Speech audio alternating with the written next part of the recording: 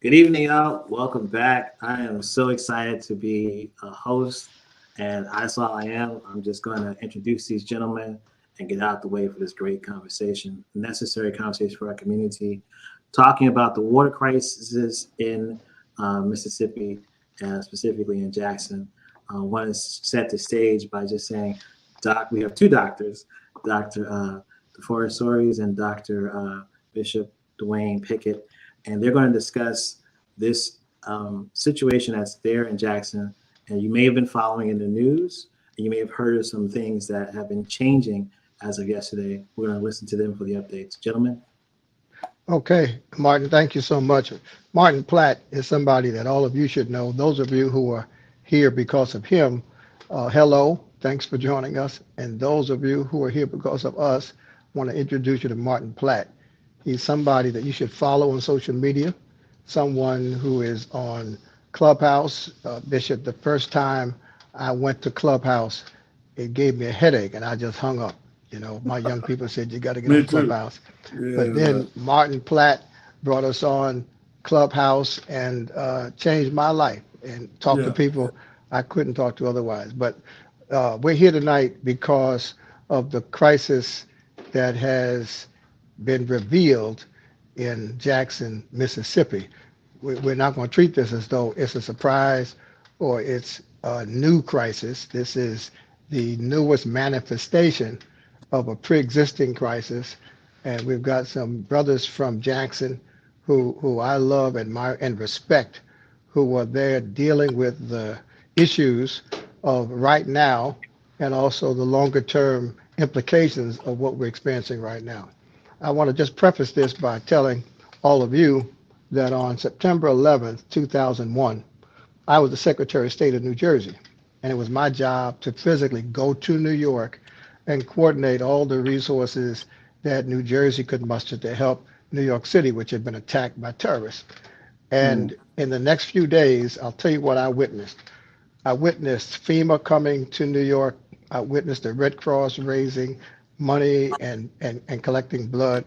And I watched the systematic way they ignored regular people, they ignored low income people, they ignored public housing folks. And after millions of dollars and hundreds of thousands of pints of blood were collected, I left that experience saying to myself and to my church members, never again will we support these big organizations that get all the money in the name of people in need.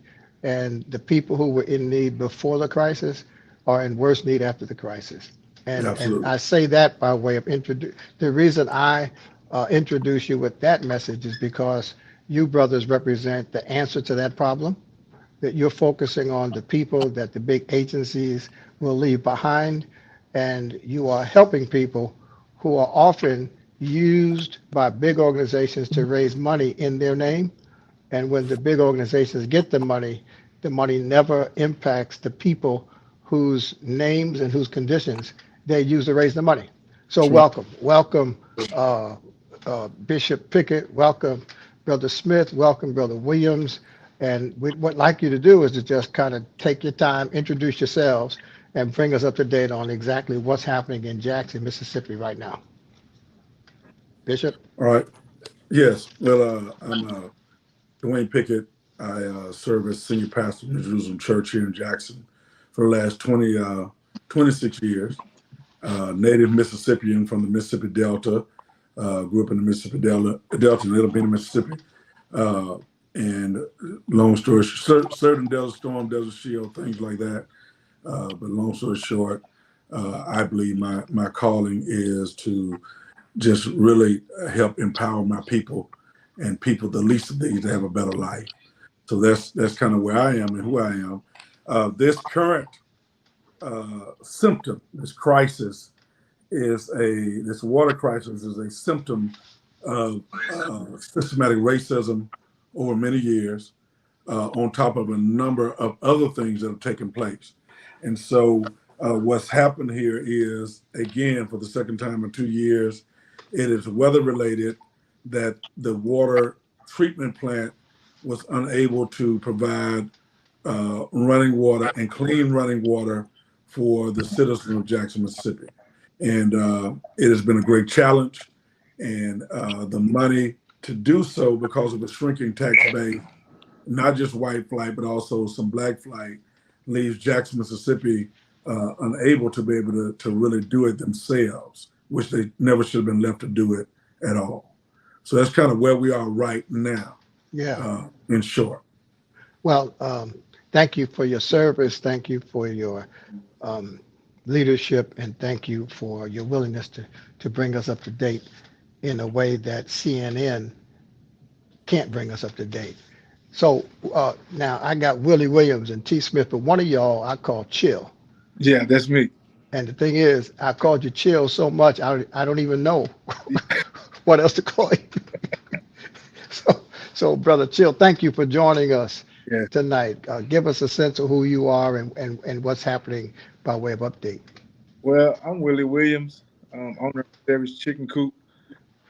And I've been putting boots on the ground for a minute with this situation, and I see what they don't see. I'm here in it every day. I see the poverty. I see it firsthand, not just every other day, or I see it every day. So by me being on the scene so much, I know exactly what our community be needing and wanting. You know what I'm saying? Because I see that they don't have, if they have to walk to Family Dollar and they can be walk to Dollar General, they be walking down the highway with groceries in their hand. So I know they can't go out and get water. That's not gonna happen. No way possible. So my thing has always been, like I say, I'm an ex-felon that's trying to not fail again, you know. So I've been through the system, and I know personally how hard the struggle is. So that's one of the reasons why I hit the streets and did what I did. But my thing now is to teach them that there's a better way. You know, I think the federal penitentiary was like a college to me. It was a wake up call for me. Finally, just to receive my calling of what I really need to do. I tore down the community so long, so I know what I did in my community and all my felons. So all I try to do now is uplift it and uplift everyone every day, somebody, and just show them that there's a way if we all come together and stay together. You know, let's not divide this. Let's work together. You know, like all communities, all neighborhoods, because we still have the problem of people from West Jackson don't go to North Jackson, South Jackson. You know, this city is too small for us to not say I don't like you because you stay out north, if I like you because you stay out west. So my thing, I'm big on trying to change the environment that we in, because like the young boys tell me when they tell me, I tell everyone this story that, you know, you can take the guys out the jungle anytime, you know, just like a real lion. You can take a lion out the jungle and take him to the zoo. You might can pet his head, but what they got to do, they got to return back to their environment. What they're gonna turn back into, lions. So my thing is just trying to change the environment they're in and trying to make it where they can fend for themselves and not have to sit on the block and hustle and teach them that there's a working way. So I'm real in tune with it. Yeah, that's why I really have respect for you, because you're one of these brothers who refuse to let your past define your future, but you use your past as a platform to help other people have a better future. And everybody won't do that. A lot of folk, you know, I'm a preacher. I've been preaching all my adult life. And one of my critiques of the church is that a lot of times folk get in the church, they act like they don't have a past. Well, if you didn't have a past, we wouldn't need a church. Absolutely. You know, and that's why I respect brothers and sisters who will just say what they were, explain how they changed, but then do it for the benefit of other people. And Chill, this most recent work that you're doing around water, I think is just going to bring more attention to your story and to your example and to your leadership. And I'm hoping we can support that from around the country. Now, T, don't disappoint me. And if I'm calling a guy named William Chill, it was saying to me, I'm calling a guy named T, what? Well, it depends on what city you in. Depend on what nickname I got. I tell a lot of people when they leave, they try to do background checks, but they ask for the wrong guy when they go back to Chicago. You ask for the nickname that's in Jackson. You can't ask for that nickname. That guy don't exist. But All right, that's anyway, fair. That's fair. T is good enough for where we at right now in this world. All right, T. Yeah, That's great, yeah, man. Thanks. yeah. Introduce So yourself to the folks. I'm Terrence Smith is my name. T for short. Just quick. Originally grew up in Chicago. Left there around after high school. Um, everybody got a pass. You know what I'm saying? Everybody. But I'm projecting how the future is. I got the same amount of time in Jackson now. Ran around, did what I had to do. Survival mode all the time for me. But I'm past as assistant. I've been as assistant now for about 16, 17 years. So I'm I'm his right ear to the streets. So pathways and introducing them to folks that he wouldn't normally talk to, watching his back, watching his front, both his sides at all time is what my main job is. I also own my own business like Chill. I do marketing, I printing, so t-shirts, flyer designs, and different things like that. But running with Pastor, sometimes you got to be able to leave your work and fulfill what's going on, because we hit boots to the ground. He showed me one thing about him, and I don't know if it's military or just his drive, but he is always, and I don't care what nobody say, besides Chill, he is the first to hit the streets on whatever take place in Jackson, Mississippi. And whether it's by verbal or by works, I've seen it done. We have both opened up our wallets, our personal wallets, into assuring that people get what they need when they need them. I've seen this man not build a whole church that we was gonna build to make sure people was able to pay their mortgage, and Right.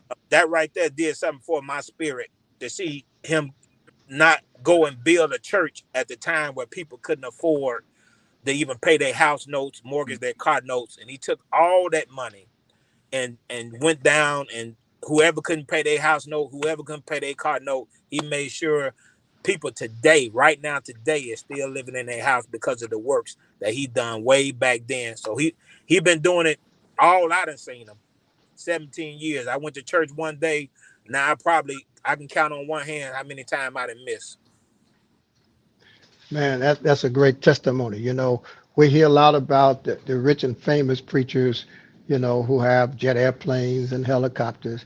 And then we hear about the other hustlers on the other end who are just ripping people off in other ways. We don't hear enough about guys that are willing to serve and not be served. And that's why I love Bishop Pickett. But as important as his leadership is your relationship that inspires me. I know when I got to my neighborhood where I served for 30 years, I could not have built one house, started one business. I could not have done anything redemptive had it not been for the brothers and sisters who were there and had been there and who were doing the work before I got there. And I Amen. honor them as I'm sure Bishop Pickett honors you. Could you give us a sense of the kind of work you've been doing now since the epitome of the water crisis hit? I know it's been a crisis for 30 years or more, but in the last few weeks, the crisis really came to a head. What kind of work have you brothers been doing in Jackson? Yeah, I mean, primarily just getting the water to the most vulnerable people. So, we began just like a couple of years ago, where we just opened up and allowed people to come pick up water. And then Chill and I decided we're gonna go door to door. And so we loaded up our trailers. We took my trucks and trailers off the road, got my drivers, Chill got guys, young boys, all that. We got everybody we could. And we literally went through the neighborhoods handing out water door to door. And man, to see the look of those people's faces, because, although a person might be able to come get some water one day, well, now you got a gas issue, because if you got a car, you got to get gas, go back and sit in a line. And so it's like, that idea of going through those neighborhoods, man, was tremendous. And to see the looks on the people's faces. Yeah. And it really, Dr. Soares, one of the neighborhoods we went in, I don't even know what Chill knew. It's a neighborhood that I grew up a lot of summers as a young boy, because it's where my grandparents stayed. And I saw stuff I hadn't seen since I was a kid. And to see the neighborhood looking that way, and telegram posts that were broken that live wire was there where people could almost touch it if they reach high enough. And to think that nobody looks out for the least of these, man, it really blew me. It really messed me up, to be honest with you. Yeah, you know, when I was watching CNN, the report was how bad it was for people in their cars to have to wait 3, 4, 5 hours to get water. Right. Well, what bothered me was that there was no mention of the people without cars. Right. So if you had to wait 5 hours to get water with a car, Mhm. if you didn't have a car, and that's I called Butter from Chicago, who you guys know, and I said, Butter, we got to do something. And I know you know cats in Jackson. I don't know. He said, man, we're already on this. We started working about 3 hours ago. We got trucks, we got water. I said, well, man, then we need to help you help them. Right. And it was amazing to me that when I watched CNN, they didn't mention the real folks. And when I called Butter, he told me about you guys who were already out there. And that's why we started trying to get people's attention and raise a little money to see what we could do to help you. So Yeah. what's the next step now? I know we can't just keep collecting bottles of water. I've been getting calls. I got a call today from Virginia where a group of churches want to send you water. And as you told me, you know, there's other needs besides water. And you know, we're famous for jumping on the bandwagon for about a week and doing something to make ourselves feel good, Right. and then move on to something else. And Jackson still has needs. So what's next? What are you guys going to be doing longer term, and how can we help you? Yeah. Well, Dr. Surge, one is, you know, one of the things that was said by our governor was tell people to take a shower with their mouth closed. Mhm. In other What? words, we can't drink the water. The water's not safe to drink, right? But he's saying you can take a shower with your mouth closed, right? But your skin is porous. Right. So whatever's going down your throat is getting in your bloodstream through your skin, Mhm. right? So this is a long-term issue, and we got to have long-term solutions to fix the problem, because most people that can, and y'all chime in here, most of us hadn't drank water out of the tap water out of Jackson in 20 years, In 20 years, what is that? right? But the average person in the average family can't afford that. Right. Yeah. Okay, so that's an issue. Then two, we've seen this Band-Aid fix before. Mhm. Come in, get the water running, everybody go back to like everything, but they still drinking unsafe water. It's still just one freeze day away from everything happening again, right? So we need long-term fix. We need to deal with this, and we got to fight to do that. And it's going to take resources to do that. And we got to fight on a number of different ends to make that happen. Like Yeah. putting the right people in place, I think, is another thing. Like not downing anybody politically or anything, but for that facility to be ran right, it's understaffed. I think they only have 6 people working there, and it requires like 24 people or something like that. And you're understaffed for one thing. And another thing we have to get away from is hiring your cousin, hiring your friend, hiring your buddy. Hiring the person that's qualified is what we should be done for that solution. Get the right engineers in there. I mean, there's no way possible with all the water donations that they're giving. We can put, if they need money for that, that's what they need to come out and say. If they need money for the facility to be ran right, find that solution. Find what's going to take away from people just sending water here and fix our water that we already have. Putting the right people in place. So like I say, we tend to do that more than often than hire people we know than hiring the more person that's more qualified. I mean, it happens a lot. And just putting the right people in the right position to solve the problem is one of the keys to that. Yeah. Yeah. And I And think it happens with white politicians and black politicians. oh yes, politicians, period. It happened with people, period. I mean, sometimes that's just a way, like you got to get away from thinking your friend is more qualified just because he's your friend, things Yeah. of that nature, you know? So it's about getting the right things done. And like my thing is like helping the community, like be on the scene. I mean, It's crazy when some people come out here. They only come out here when they're campaigning. Come out here when the campaign is not running. Come talk to the people and see what they need. Come to community meetings. If you can't make it to the community meetings, just come to a couple doors.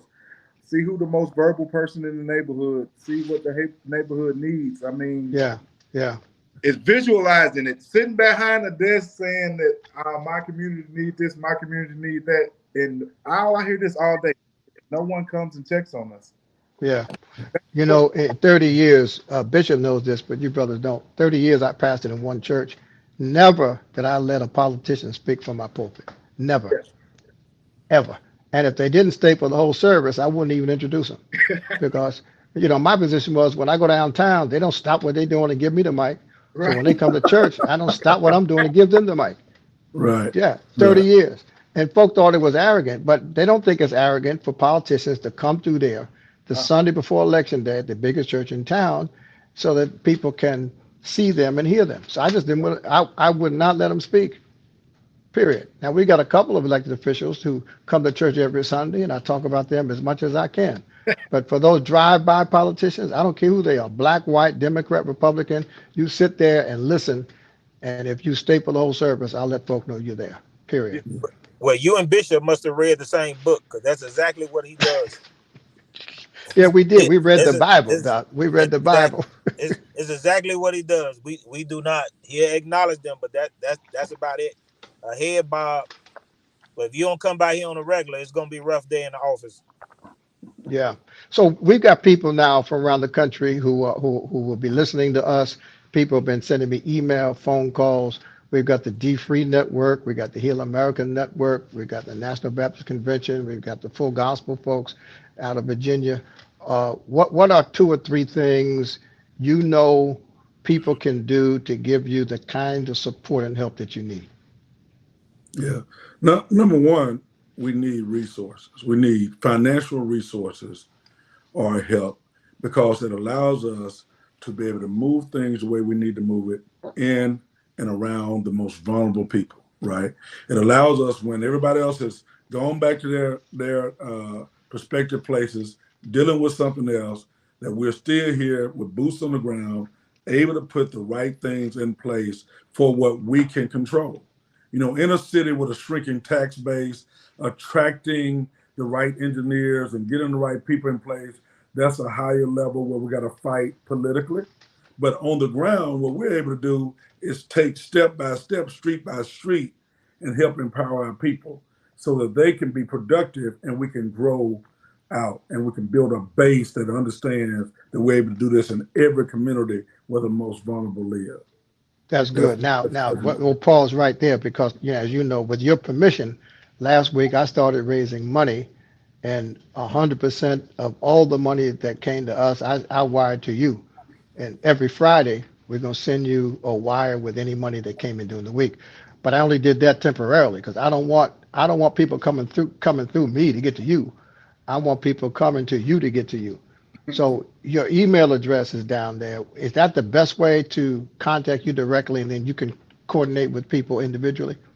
Yes, they can, my email or they can contact even by phone. They can call my assistant, and we will get responses immediately.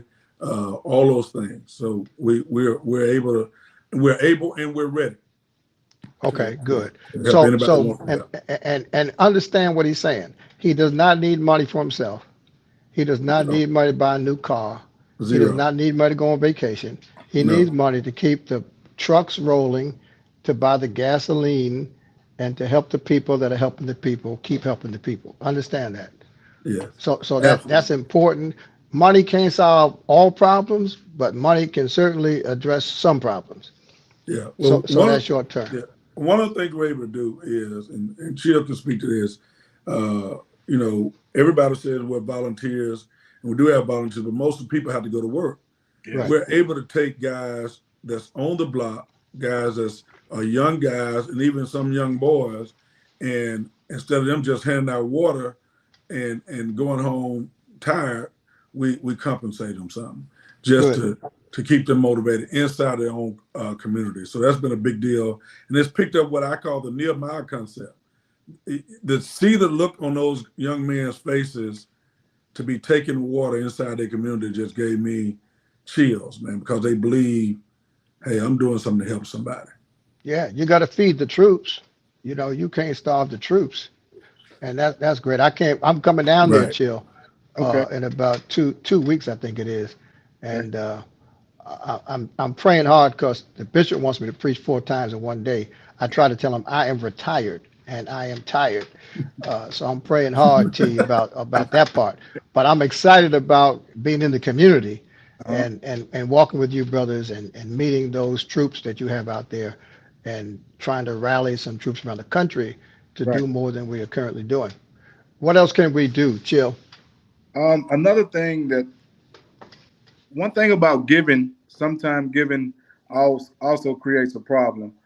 I say that because with all the free water, me and the pastor talked about this on yesterday, giving away all this free water, now we're going to have a problem with the pollution.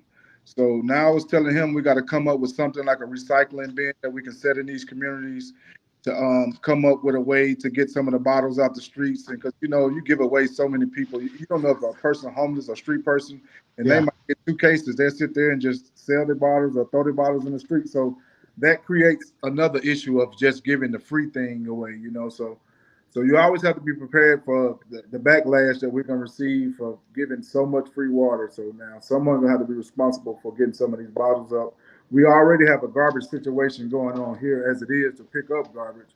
So me and him talked about putting some bins or something in the community, something that they can just come by and just throw them in to try to help with some of the pollution that we already have in the high crime areas, which we live in, like West Jackson. So we're Yeah. just thinking and working and like coming up with resources, like the work we've been doing, if we had one forklift, we probably could save an hour, 2 hours of time, but we've been manually handing out 2,000 cases of water. I'm talking about when you get home, don't talk to me, don't say nothing, you just have a rest. Yeah. So I just want people to chime in that can help, that are willing to help. Don't look for it for. My biggest thing is me and the pastor and T. We all do this thing undisclosed a lot, but like Butter was telling me, like to get the real help and the real resources we need, you have to expose yourself and let people know what you're doing. So, and people know that we've been doing this so long that it's genuine, and this is something that we really, really, really care about, and that's something that we really care about doing. Well, Yeah. Dr. Sir, you don't even know this. They stole my truck. So they stole one of the trucks we used to deliver water. They stole the water truck. Did you get it back? We put it out on social media, police and all that, but we put it on social media. And man, the next day, that evening, somebody, I don't know what happened, but man, about 20,000 people hit. Like, get the water truck back, man. How you gonna take the water truck? The man trying to help us. Right, So we did get it back. Well, see, that's the value of being It's authentic. damaged, but That's the value of being authentic, and it's the wisdom in coming out from behind the pulpit and letting people who have the knowledge and the pulse and the contacts in the community be a part of the team. The church where I serve is across the street, well, in between 2 public housing communities. Okay. And when I first got there, every year, the ladies that wear the white dresses, the missionaries, would give turkeys out across the street to the public houses. So the second year I was there, I saw a group of folk across the street just pointing and laughing at the little missionaries giving out the turkeys. And so I went across the street to the barbershop to find out what was funny. Right. And they were laughing because the missionaries, who thought they were doing a great job, they were giving turkeys to folk that were selling them and keeping the money. So I had to put together a committee of non-missionaries, and I had to empower them to tell my church folk who should get the turkeys and who shouldn't get the turkeys. Right. wow. Because if you don't know what you're doing, you can feel like you're doing something great, Right. but not holding people accountable in a way that really helps them. That is amazing. That's why I love. You That's have why I to be love in tune in the community to know what's going on, man. I just found out about that today. Danielle with Poor People just told me there were people getting water and coming back, just getting a lot of water and taking it to the they call it the Jew man store, but y'all know what I'm saying. Taking it to the store and selling it to Yes, the sir. stores Yeah, at a reduced rate. And they because selling you know, as Chill said, you know, you gotta help people, but you gotta hold people accountable, You do. and you gotta hold politicians accountable, you gotta hold preachers accountable, and you gotta hold grassroots folks accountable, because absolutely ultimately you're not helping folk by not holding them accountable. Right. The way all of us became who we are, somebody held us accountable until we could hold ourselves accountable. right. So that's good, Willie. And see, the thing is, Chill, there are people who have forklifts Uh-huh. who need to make them available, and that's my job is to find out what you guys need and to do everything I can do to connect you to resources that will help you do what you're trying to do. You've been T, very what else can we do? We got money and we've got other kinds of support. What else is on your mind that we can do?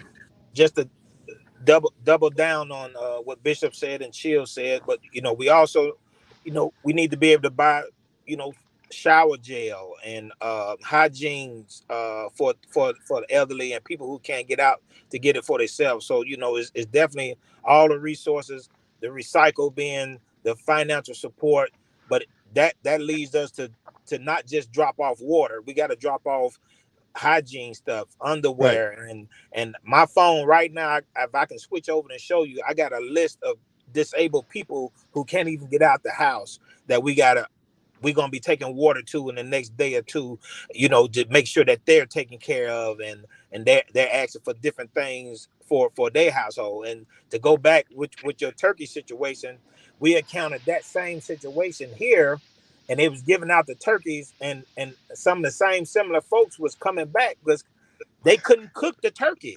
They didn't have no electricity. So Yeah. they was giving frozen turkey. You giving frozen turkey to people who can't cook the freaking turkey. Right. So Right. you gotta know your, how they say, know your audience, Right. and gotta be able to serve your audience on another level and on all levels. Right. Right. Well, so listen, you know, our folks that know me know how to reach me, and to all of our folks, if you want to give money to us, every penny goes to the bishop. But I don't want you doing that unless you're so frustrated you don't know what to do. Bishop's email is DwaynePickett630@msn.com. If you send me an email, I'm gonna forward it straight to him. So I want you to do that. Now, Bishop, in terms of donations, do you have an online means of collecting money? We do. Yeah, we do. Okay, can somebody put that up so people can see it? Because I want somebody who's been moved by the Holy Ghost to give before they go to bed tonight and not wait Okay. until tomorrow. Let me see. Can I get that up right quick? Okay.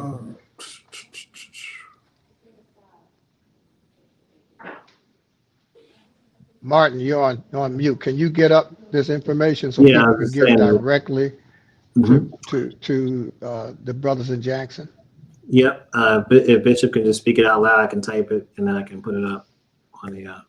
And I can, after this is over, I'll go ahead and repost it on all the places, the platforms that Okay. we're Yeah. on 8 different Repost screens it. right now. So Okay. we're dominating the internet. And while we're doing that, those of you who are watching on various platforms, Facebook, YouTube, LinkedIn, whatever, share this video with your followers. Share this video with your community, because this is not CNN. You're not going to hear this on Fox News. And quite frankly, you're not going to hear these kinds of voices coming from national organizations, black or white.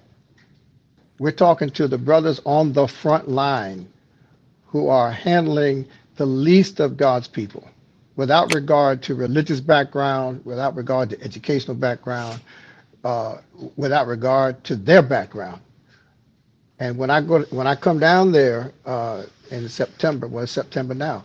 When I come down there in a couple of weeks, I told my folks I'm not going to Jackson unless y'all send them some help beforehand. I'm gonna cancel my trip. Mm. I'm not gonna show up in Jackson with photographers and tape recorders, for a photo. I don't need a photo op right. and don't want a photo op. I'm only going if help has been given. So far, our people have been pretty kind, not as kind as they can be. But I want all of my former church members, if everybody does a little, these brothers can do a lot. Hmm. That's So, true. Marty, put up the information so that people can give directly to them. I don't need anybody seeing me in a new suit thinking I got my suit from their donations. Send the money straight to Jackson. You know, Dr. Shores, Yes, sir. your approach is uncommon.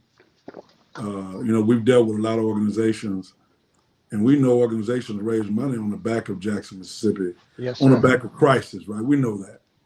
And I'm not knocking at anybody's work, but when 50% of what you raise goes to meet your own organization's issues, then that's a problem. We understand their administrative costs. We understand that there are real live costs, right? Mhm.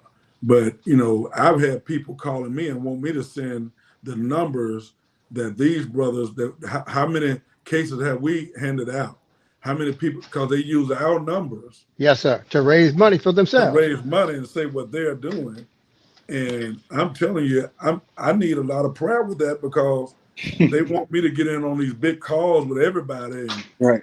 and say, but that's hard pressure. And I'm not trying to be a team player, but I don't like to be played. Right. I've been preaching a long time, but I ain't been preaching all my life. So I don't like to be played. I get a little bothered. Now, there's a lot of hustlers out there, using the plight of the poor to enrich themselves and their organizations. I'm gonna tell you something. Right after George Floyd was killed, about 3 or 4 weeks later, I had a conference call with some grassroots leaders in Minneapolis. The anger that they had because of people who were pimping their situation was greater than the anger that they had at the cops who killed George Floyd. Right. I mean, it's bad when your enemy rips you off, but it's worse when the people who's supposed to be your team rips you off. Right. And that's why, listen, I have nothing but respect for you guys. I'm not charging you to come down there. I'm paying my own way down there and I'm paying my own way back. I don't need your problem to help me be anything. I am who I want to be. I've been where I want to go. I'm not running for anything. I don't care who likes me, doesn't like me. I have nothing better to do than to invest in whatever I could do to serve you guys. Well, that's amazing. And Chill and T, I don't want to. But I was on a conversation today, and I had to become almost unpreacher-like, because I had to tell some people, look, if you think any of this is about something for me or something for the people we're working with, work with somebody else, work with another organization. I mean, we've had 2 blowouts. We have fuel by itself is a couple $100 per day per truck, because you put in so much weight, right? Tires blow out. I mean, it's just the nature of that kind of business, right? So we're serious about what we're doing, and we'll be able to get an account for whatever it is, because we're responsible, first of all, to God. Right. Right. Second of all, to our own community, right? But there's no way I'm gonna have some young men that are their water is messed up too, out giving out water, and we don't give them something. Right. There's no No, way. that's exactly right. That's exactly right. Now, folks, you can see it on the screen. KingdomEmpowermentCDC.com. KingdomEmpowermentCDC.com.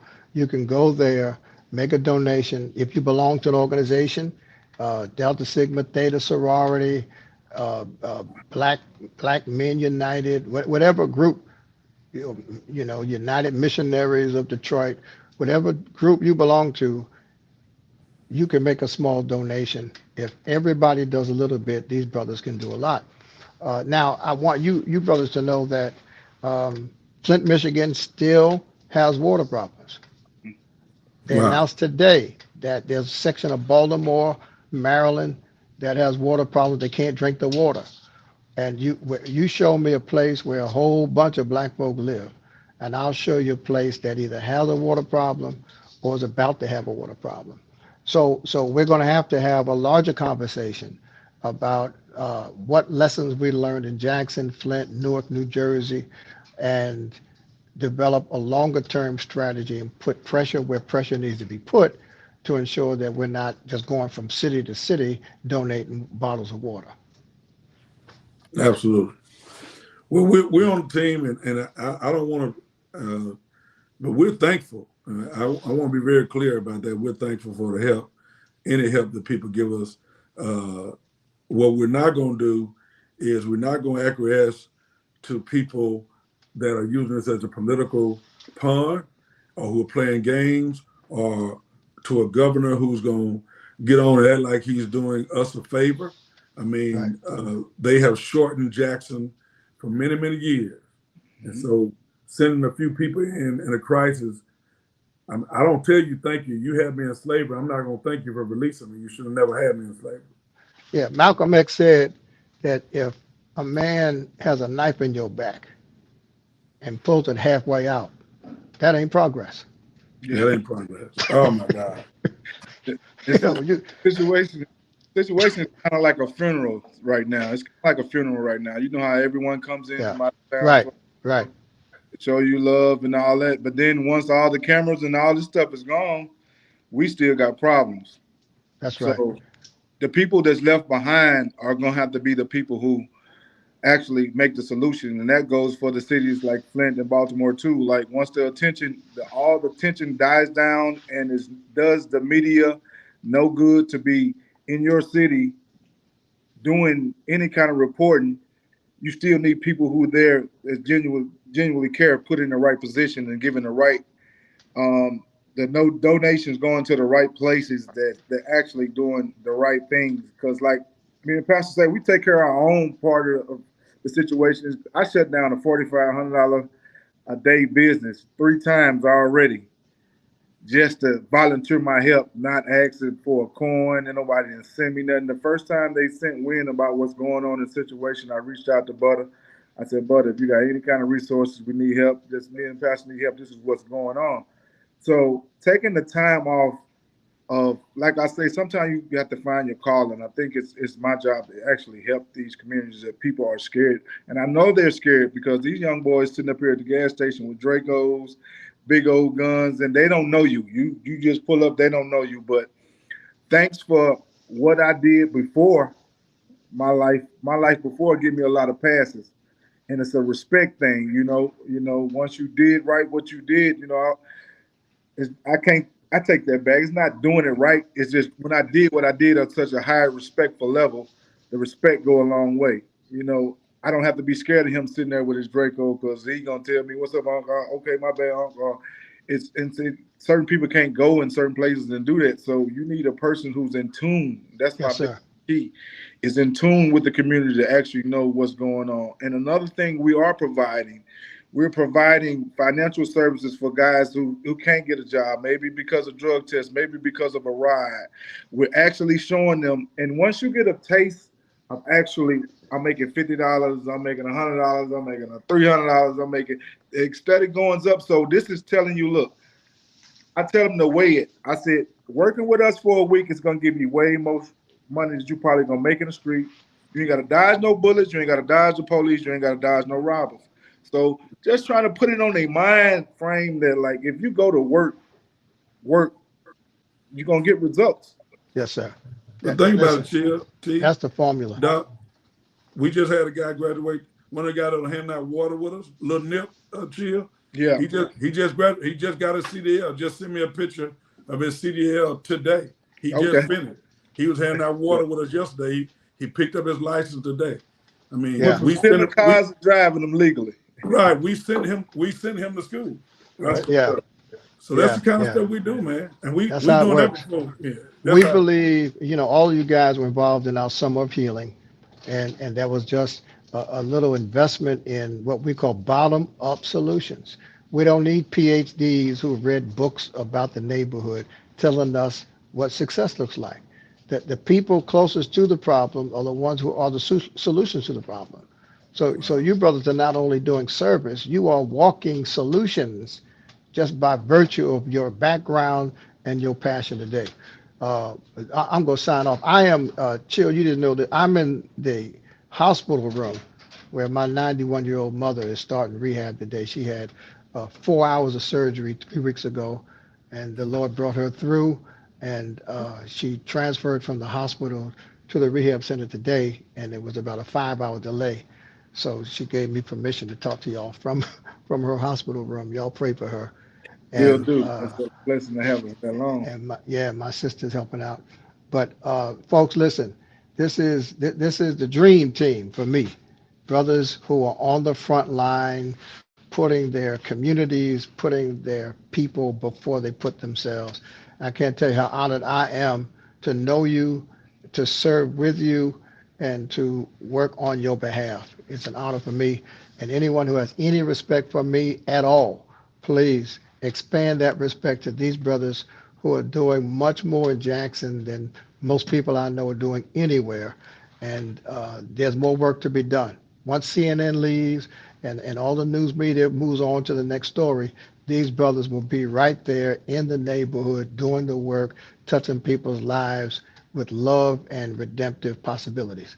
So thank you, brothers. Do you want to say a closing word, Bishop?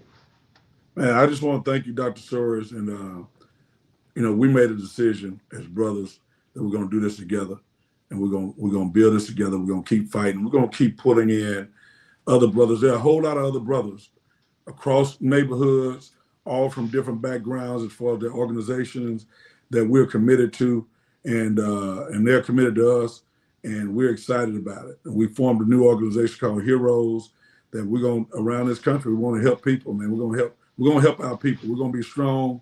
We're going to be better. We're going to do it together, and that's period. That's point blank. We're going to fight. All right, folks, you heard it from the front line. Listen, T, Chill, Bishop, thank you so much. Thank you. I'll see y'all in a couple of weeks. In the meantime, I'll be in touch. And folks, let's not just simply shout and clap and talk about how great these brothers are. Let's put our money where our mouths are, not just money, but supplies and other kinds of things T talked about that people need. God bless y'all. Thank you all for taking the time to invest in understanding the reality of Jackson, Mississippi, and meeting the people who are the heroes of today and tomorrow. God bless you. God bless.